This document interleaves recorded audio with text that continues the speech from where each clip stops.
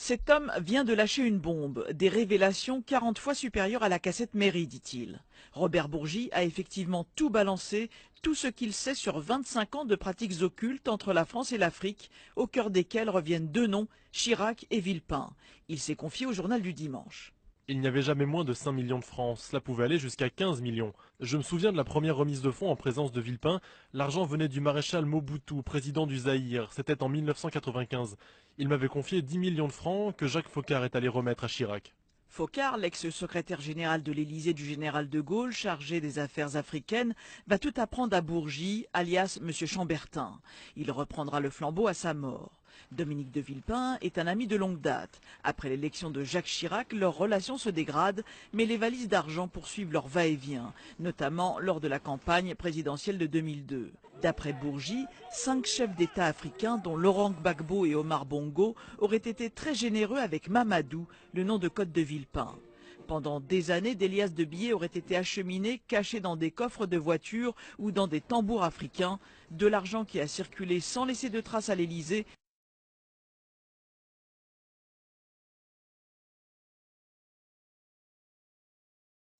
Robert Bourgi, lui, est un avocat d'affaires, un conseiller de président qui préfère taire le montant de ses honoraires.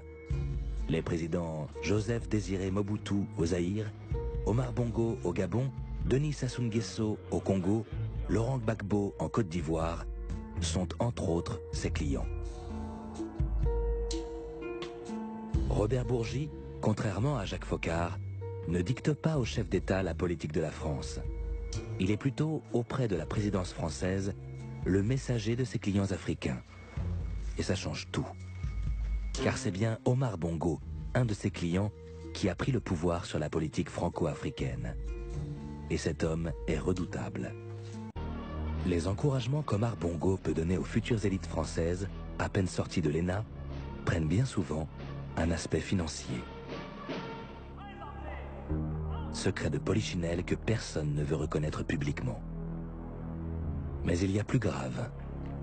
En 2002, au lendemain de la victoire de M. Chirac, avant que ne soit constitué le gouvernement, le président Chirac m'a dit « Il serait bon, Robert, que vous présentiez au président Bongo les hommes qui émergent, qui vont émerger, les hommes de l'avenir. » À la fin de l'entretien, ils sont partis.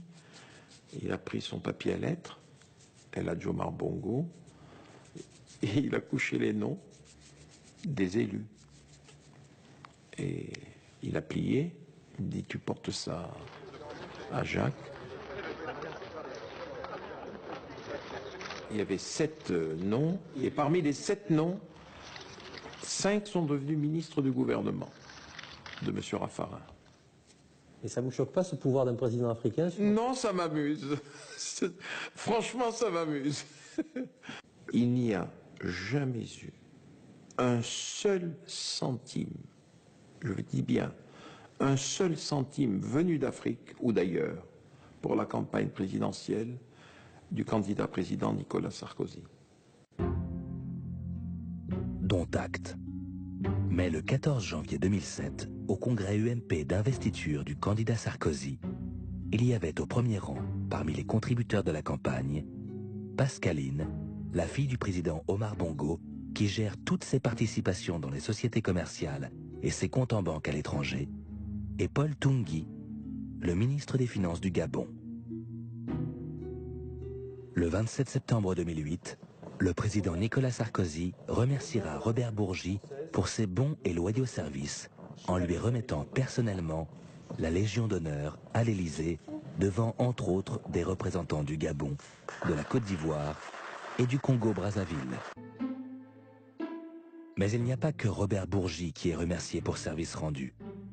À peine élu, le nouveau président téléphone à Omar Bongo et quelques jours plus tard, il le reçoit en visite officielle à l'Élysée. À cette occasion, il va, d'après Robert Bourgi, réparer une injustice commise par Jacques Chirac. Nous étions assis, le président Bongo et moi, au 5e étage du palais du bord de mer. Il me dit, je connais Jacques depuis 1963.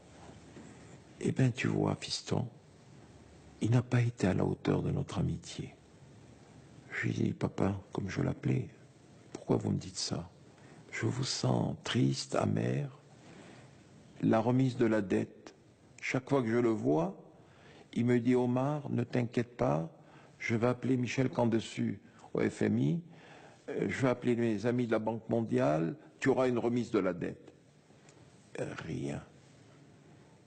Fiston, rien. Jacques n'a rien fait. Le président Sarkozy devient président de la République. Et lors du premier entretien, le président Bongo lui a dit Nicolas, qu'est-ce que tu vas me faire, toi? Avant le 14 juillet, Omar, ta dette sera réduite. Je te propose 20%. Il dit alors, c'est bon, on va pour 20%. Est-ce que c'est raisonnable de réduire la dette d'un pays pétrolier comme le Gabon? Sous Chirac, Omar Bongo donnait sa liste des futurs ministres français. Avec Sarkozy, il va demander et obtenir leur licenciement. Le président Omar Bongo, déjà fortement agacé par la justice française, qui s'intéresse de trop près aux hôtels particuliers, voitures de luxe et comptes en banque qu'il possède en France, explose. C'est Robert Bourgi qui se charge de transmettre à Nicolas Sarkozy la colère du président. Il me dit, ça ne peut pas continuer, il faut que tu dises à Nicolas que moi et les autres, nous ne voulons plus de ce ministre. Je suis allé voir le président de la République à l'Élysée, en présence de M. Guéant, et je lui ai passé le message ferme et non voilé, et voilé de menaces du président Bongo.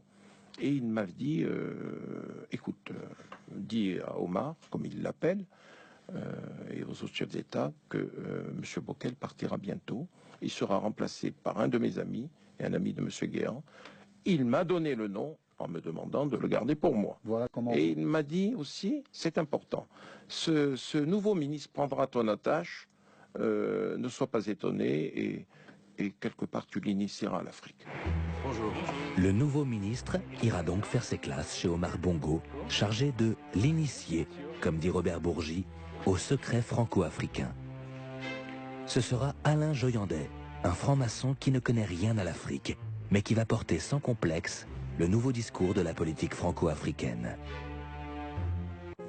50 ans après les indépendances des colonies françaises, au-delà des discours hypocrites sur la coopération et la francophonie, l'Afrique a régressé sur le plan économique, sanitaire et éducatif.